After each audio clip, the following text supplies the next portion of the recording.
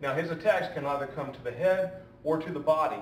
So I'm working either a Wu Sao up top or a Gong Sao at the bottom. And they're always accompanied by a strike.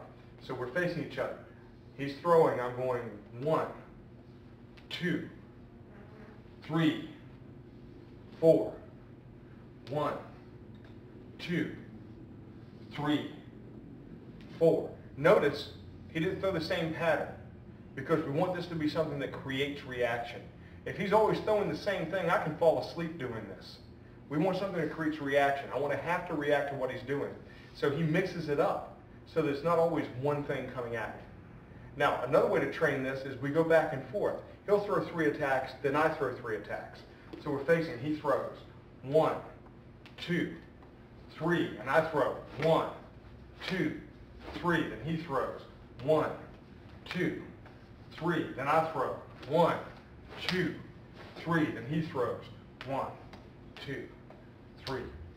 So you get the idea. It's another way of training this, and it becomes really fast. We don't do it at this speed. We're doing it slowly right now so you can see what's going on. But this should be something that happens at fighting pace eventually. In the beginning, we'll start off slow because we want to do the mechanics of the techniques properly. As we get better with doing the mechanics of the technique, then the timing and cadence pick up so that we have to really react to this. The next drill we're going to show you is what we refer to as a basic pair drill. And this works against a straight line punch. Now we've covered outside punches. Now I'm going to cover the straight line punch.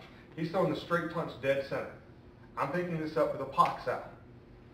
After I've done my Pak Sao, I'm throwing my straight line attack, to which he blocks. Notice, I block and then I counter. I block and then I counter. He's doing the same thing. He blocks and then he counters. And we're staying right on the center line. If you were looking down the center at this, you're seeing my block is right here on center and my attack is right here on center. 1, 2, 1, 2. My block's not going way out here, leaving me open if he was not to throw the punch. That's a problem that most people have. We're working through this, and my block is going way across center. Well, if sometime he doesn't throw that punch, now I've opened that line again. My block is coming dead center. It's occupying the center line, the punching line. So if we're working through this and at some point he doesn't throw that punch, then my hand is down the center, but it's still in the way of him throwing that punch straight through this line. So it's at least occupying the punching line, that straight punching line, which is what Wing Chun wants to own in a fight. We want to own that line.